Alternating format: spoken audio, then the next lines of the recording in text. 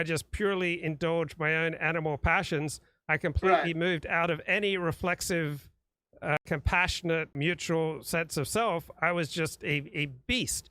So do we have the capacity to move out of various senses of self? When I'm doing this show now, I think about what would my friends at synagogue say? What would my family say? What would my clients say? What would strangers on a bus say if they saw this video and then they met me at a restaurant or a coffee shop, or some woman that I might date 3 months from now? So right now I have a highly reflexive sense of self. I try to see myself from the outside and how my words can be interpreted by different people in different situations. I have a courteous Yeah. sense of morality as I speak to you, but there are plenty of times in my life where I completely lose that courteous sense of morality, that reflexive sense of self, and I just have primal embodied experience. Do we move out of these different senses of self? That would be the ideal.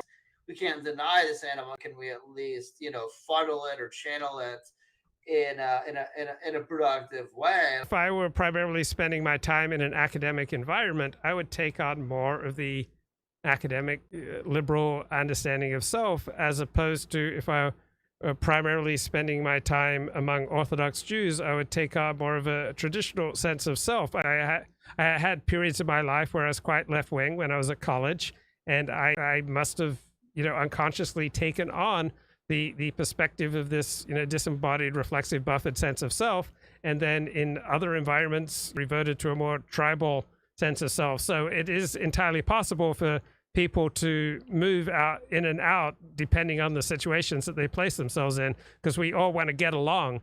We all want to be successful. We all want to feel a part of things. And if the only way to feel a part of things is to take on a particular orientation to life, we're highly incentivized to do that.